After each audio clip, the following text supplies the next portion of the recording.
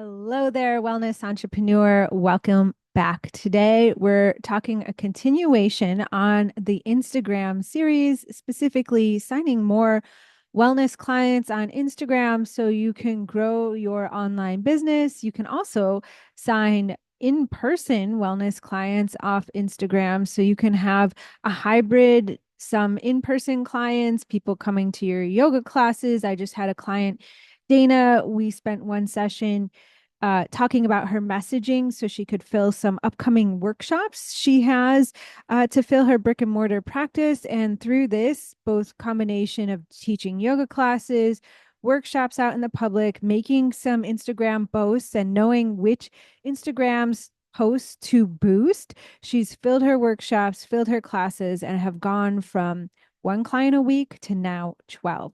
So you can do it too. And I've had a couple episodes now on specific strategies for Instagram to sign more clients online, as well as mindset behind it. And today we're going to do a combo effect of both of those, combining them into the essential strategies, because you might have listened to that and you says, okay, Allison, that sounds nice, but it just feels like a little much for me to do right now, or I'm not there yet. I'm not even posting hardly at all, or I just don't have a lot of time for Instagram, but I do want to show up consistently. So or you want to do a combination. This is personally what I do when I'm learning new strategies for any area of my business, but I will always go back to what allows me to show up in the simplest, easiest way. Or sometimes you hear this as B minus work. I don't necessarily look at it that way because I'm always giving my 100%, but I'm not perfecting it through all the different layers that I could. So I'll give you a specific example in just a moment. But if you're looking to eventually add in layers on Instagram, like different types of format, different types of content, different ways to post call to actions, reels versus carousels, and all the things, then you might want to start, but all that causes you to freeze. What you might consider doing is just posting anything. And we'll go over the simplest essential strategies here. And then if you have extra time, throw in some more complicated posts and see how they do. And then continuously evaluate your content throughout a week. So for me, I usually evaluate my content every 2 to 3 days right now. Because I'm creating content kind of in two batches in a week because I'm learning so much from each piece of content, that I can like batch on Monday to Thursday and then create a few more pieces of content on Thursday to carry me through the remainder of the week. Because right now I am posting on the weekends because I'm gaining a lot of momentum. Not that you have to, I've built to that. But some days I just repurpose content that I have known has worked for me in the past, or the methodology that I know that's easiest for me to post if I'm short on time. And if I have more time, or I just want to try new strategies of posting content or layering in new ideas for posting content or trying something new, I might just do it in fewer pieces of content. So to break it down, right, in a step by step, it's just looking at how much time you have in a week if you want to show up consistently to post, to create content and to post. You can get a lot done in terms of creating content in 1 hour, and then splitting up 1 hour, leaving 15 minutes to a half hour to actually post and engage when you do post. And that'll carry you through the week. But it's how many pieces of content can you create in that 1 hour? If you can create 3 pieces of content, just posting organically, like not following any type of messaging strategy, I typically tell my clients just pick to one of your ideal types of clients that you love to work with, that you can help, and speak to one of their problems, and then just cycle through different types of clients and always speaking to one of them at a time. And one of their clients, over time, you're going to produce a body of work that is a combination of all that you can do and highlights that you're expert and why you're different from other practitioners or Western medicine so that people should work for you. I think often what freezes a lot of wellness entrepreneurs from creating a lot of client content. For example, when Dana and I was first talking that day, she had told me that, one piece of content, one reel potentially took 90 minutes to create. One reel took 90 minutes. And after breaking that down, why that was happening, it was because she was trying to create essentially four reels in one. It that reel that took 90 minutes to create actually was should have been broken up into four different types of reels, and she can repurpose it and now just chop some of those, chop it up and create four different reels. So really, in that 90 minutes, she created four reels. When you know what Instagram is really looking for, when you know what your audience really wants to hear. But the only way to gather that data for your audience specifically, for your account specifically, is to show up in the first place. So, whatever helps you to rip that band aid off and just show up, whether it's from even letting go of speaking to one of your ideal clients and one of their problems or one of their desires, even just letting that go and showing up and just saying what's on your mind to start. And can you do that 3 times a week? I have to take these off. Show up and speak what's on your mind. That's it. And then you can begin to refine from there and add in more layers over time. So, the first reason why many wellness entrepreneurs get stuck is because they're trying to cram too much, speaking to too many people, too many problems, too many solutions, and, highlight anatomy and highlight exercises and do all the things in one reel that's less than 90 seconds, or even try to create it under 30 seconds. And that often just causes people to feel like they're going to spontaneously combust or freeze trying to get it all in. So, um, break it up, or create that long one and chop it up, whatever's easier for you. The other reason why people aren't showing up consistently, it has a lot to do with what we talked about last week. And that's a lot of the mindset component of limiting beliefs, like feeling that Instagram is too crowded in the wellness place. There's too many wellness practitioners and yoga teachers and healers and physical therapists speaking to women's health, doing what you're doing, nutrition, weight loss.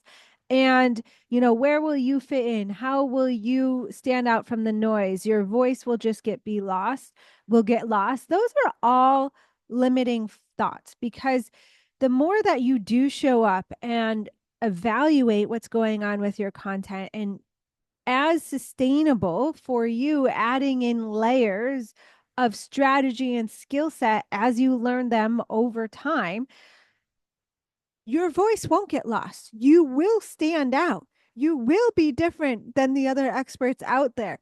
Your specific expertise and your experience, your story will begin to shine through, and people will see that. But again, because people often have those limiting beliefs, they try to cram, it comes full circle. They try to cram so much into one reel or one piece of content that causes them to freeze, or they feel like they can't create that piece of content because it's not coming together. So they don't post anything at all, or it just takes too much time, or it sits in the drafts, continuously being edited, but never being posted. So if you have that limiting belief, it's important to first become aware and then acknowledge that, yes, there are a lot of people on Instagram. Yes, there's a lot of wellness practitioners on Instagram, but also there's a lot of people looking for health help in their health and wellness on Instagram as well. And actually, there's more people that need help than there are practitioners, right? If you just look at the numbers of how many practitioners there are in the world and how many people there are in the world, there's more people that need help than practitioners. So, and you don't need right now specifically thousands and thousands of people a month, depending on the price of your program, which is why I really work with people holistically with their Instagram marketing plan within their 100K marketing plan and with their business ecosystem is defining what that offer is, what that price point is, who you help, the length of time, and all those things. So everything works together instead of feeling like piecemeal. So depending on the price of your program, maybe you only need 3 to 6 people a month to sign if you're working one-to-one, for example, because you have a higher ticket program, or if you have the audience size, you can sign 50 to 100 people a month. If you have more of a membership or a group program, that's more mid-range price. But it's believing that you will reach your audience. You'll be able to connect with those people that resonate with you. And how can you simply just show up today? What do you need to tell yourself in terms of the audience size, for example, or Instagram being too crowded to allow you to show up and tell a little bit about your health story? Tell a little bit about clients that you've worked with, or speak to a solution that you offer. What's one thing that you can highlight? And then tomorrow or the next day, highlight another client story or another solution that you offer or another part of your own health and wellness story. And then it builds upon yourself. Another mindset area that people often get stuck with is scarcity mindset, that they can't keep up with the trends of Instagram or post enough to make it worthwhile. So then they don't post at all. But the truth is, the trends will come and grow of Instagram. And if you have this fundamental, simple Instagram strategy where if you just show up and post and you're posting calls to action in a good number of your posts, some will have, depending on your call to action, some will be promoting growth. So maybe just following you on Instagram or booking a consultation call or coming to a masterclass, that over time you will get more refined in your calls to action, you will grow more, and you will convert more. That is the fundamental thing. It doesn't matter if you're doing a carousel, if you're doing a reel, if you're doing a story, if you're doing an Instagram live, or if you're, resharing a gift. There's so many different ways to show up on Instagram. And yes, there will be things that come and go. Like, for example, for a while, Instagram TV. Do you remember when that was a thing, like years ago? The Instagram was pushing all these people to put like YouTube. It was like almost like they were trying to compete with YouTube, like these long form contents on Instagram. And then they realized, like, okay, that's not the audience of Instagram. People actually don't want long form content on Instagram so much, and they started to gravitate towards reels, and reels have really stuck. But in 5 years from now, maybe Instagram will be on to something else. But you don't have to jump quickly to that new trend. You can just, there's many people. In fact, one of my coaches, she still posts static pictures with captions and rarely does a reel, because she's built her audience and she's still converting off of Instagram. And the better and faster you get creating content, you can decide to stick to the strategy that works for you, or learn a new strategy, understanding the underlying principles that the more consistently I show up, if I continue to evaluate the data of what my audience wants to hear, if I layer in, okay, a couple of times I'll go back to my old strategy of maybe posting a reel or a static picture post, and over time I will layer in the new Instagram strategies, then you will keep up with the trends, or the trends won't matter so much if you just know what works for you and your audience. So that helps with that scarcity mindset and posting enough to make it worthwhile. This is a tricky one because the more you do post, the more you're going to show up. When I was posting 3 to 5 times a week versus now I'm posting 7 times a week, I definitely get more views. Like if you look in your bio, Instagram will give you the average for each week, the number of views that your content's seen. So when I was posting 3 to 5 times a week, I was reaching about 12 to 13,000 people a week, 12 to 13,000 views. Not so bad. But when I posted um, 7 times a week, that more than doubled. I'd started hitting 30,000 a week. And then last week, I mean, this is built over months now that I can create content faster. I layered this in. So again, don't feel rushed. Don't use this against yourself. But I tried posting, I think I post 9 or 10 times in one week because Monday and Tuesday I did two. Thursday I added in a carousel post. Yep. So that's 10. 10 pieces of content I posted out in the week. That does not include stories. I also did stories, but I reached over 60,000 views in one week. So Instagram right now, anyways, is rewarding those that do show up more consistently. Now, I don't know if there is a threshold of posting too much. You really have to see for your audience. For me, I found it's better to, for example, if I'm adding that second post or second reel a day, to not do it, go from 7 to 14, but go to 7 to 9, 7 to 10, and then, stay at 10 for a while, add in another one. So maybe in the next week, I'll stay at 10 posts a week till I can get quick at that. And then maybe I'll add another reel or two, eventually working up to twice a day for a week, 14 pieces of content. So I'm layering it. That's how I found that I'm not saturating my audience um, or getting dinged from posting too much. But I have, as you know, I'm in an Instagram mastermind. So I have colleagues that I post 3 or 4 times a day or even more every 3 hours. And they use the schedule feature on Instagram to schedule. And now some of them have audiences of 76,000 people, 76, yeah, thousand people. Or another one has 100,000 views and followers, excuse me, 260,000 people followers. Sorry, got a little wrapped in around in my brain right there. Um, so they have large audiences now. And some of that doubling up on the content has really helped with that, or posting more frequently has really helped with that.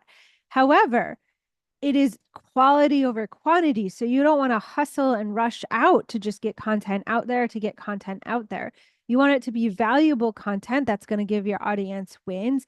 It's also, you want it to be content that's relative to the work that you do in the health and wellness field. So if one does pop off, as my coach says, or goes viral, you want the followers that do follow you from that reel to want what you have to sell, because that whatever message you had in that reel spoke to the problem that they have currently. You don't want to go viral for something not relevant to anything that you do or help.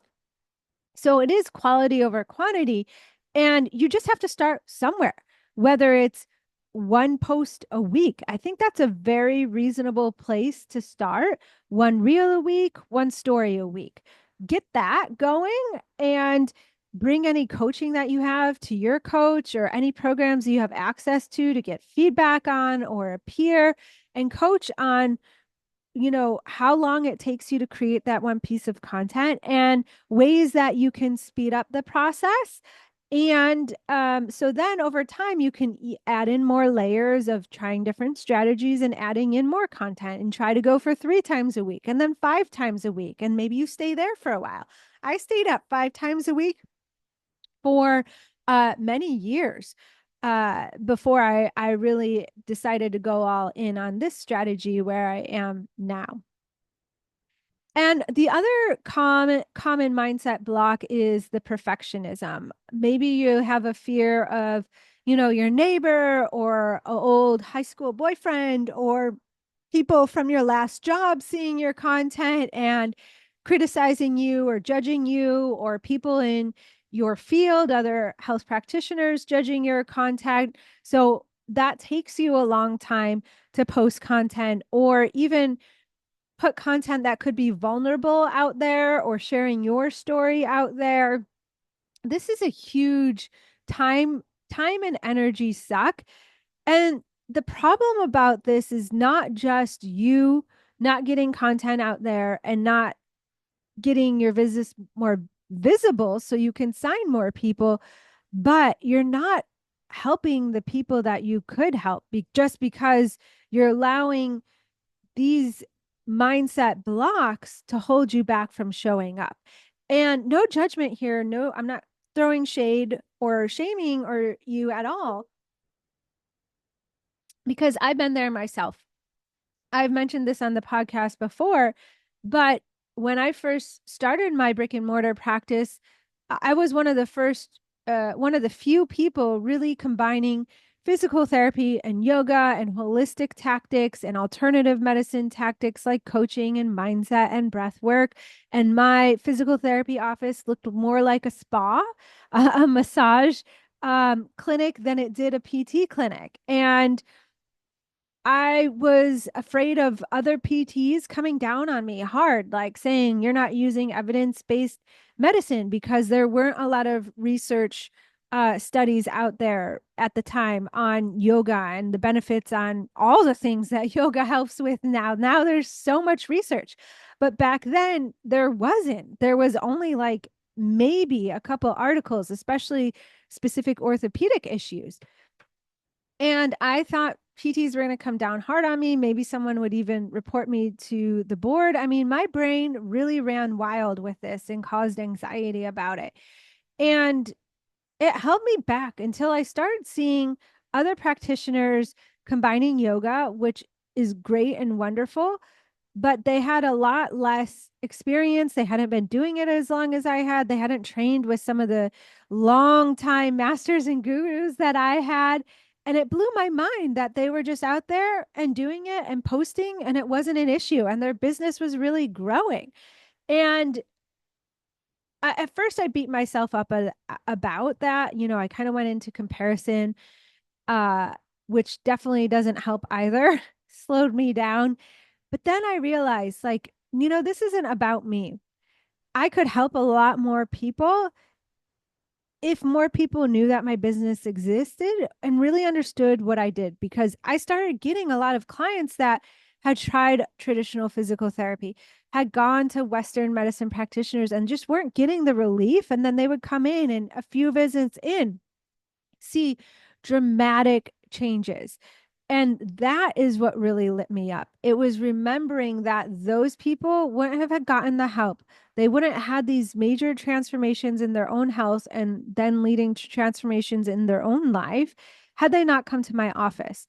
And I am so lucky and grateful that they found me the way that they did. And I could help more people like that if I just got over my own fears and stopped thinking about myself and instead started connecting more to them. So that is another layer that I added in to remind myself, like, yes, there's going to be people that don't agree with me. There's going to be physical therapists that are 100% evidence-based practices only, but that's okay. That's not my mindset. That's not my belief. I believe sometimes that actually evidence-based practice holds practitioners back, because a lot of those clinical studies are based upon males, white males specifically. And, you know, underprivileged societies and cultures, they're not represented in clinical research. Females are not represented well in clinical research. Plus, there is something so different about a patient or a client getting results in a sterile lab setting versus working with a whole person and being more dynamic and fluid in treatment modalities. But that's just my viewpoint. But my content needed to also reflect that I am a little bit more cutting edge, that I'm not going to follow some cookie cutter protocol or approach just because it was published in Science. It doesn't mean it would work well for that person. And I'm not going to force my views or my philosophies or my protocol or my framework on someone just because that's the protocol or framework. I'm going to actually let the patients and the clients' beliefs and body and how they respond, their nervous system, guide the treatment. So I had to let go of my own blocks while acknowledging why they were there in the first place and creating solutions to those blocks. And by doing that strategy, that also allowed me to show up more. And again, I didn't just go from posting barely at all, only throwing up, a birthday or a holiday or, what do they call it? The highlight reel of my life type post. I didn't go from doing that to then doing Facebook Lives every week, because that's what really started this podcast years ago. I was started interviewing practitioners on Facebook because, again, what allowed me to do that was a thought. It's at the time, I think there was an election or something was going on. There was a lot of negativity on Facebook. And I was like, wait a minute, this is a free platform where a lot of people are, and they want to connect. And how do I know? Because my cousins would tell me, like, they live on the other side of the country, and they're like, Allison, I'm so glad we're on Facebook to stay in contact. And I was like, people do want to connect on social media, on Facebook, and it's free. How can I provide value, provide hope? My whole goal was to provide hope with all kind of the negativity that's happening on Facebook right now. And I said, the way that I can do that, that feels in alignment, is just by interviewing other practitioners, sharing stories of health and wellness transformations, whether it's their own or their patients or their own methodologies in which they can help people, talking about diagnoses and symptoms that people feel that can't be helped, but they have examples of helping people with those situations, and how that can provide hope for people that maybe feel in despair or distraught because they haven't found the solution yet to their health and wellness problem. That connection, that service really propelled me to believe that all my effort and time of coordinating the interviews, preparing myself if someone didn't show up live, that I would be talk by myself on Facebook Live and it'd be okay. I wouldn't die, that all of that would be worth the time. And it was. It really helped for my audience to get momentum. I generated a lot of momentum there. I really built my audience from, just a couple hundred followers of mostly my friends and family to thousands, doing that every week, which then led to this podcast.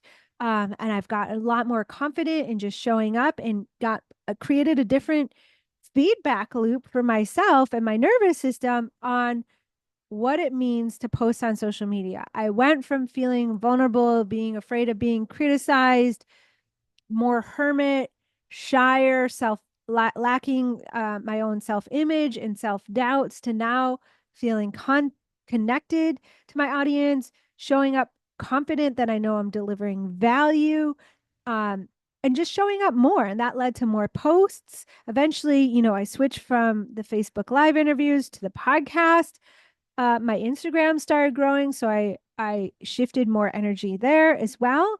But it all started with that connection and service to my audience.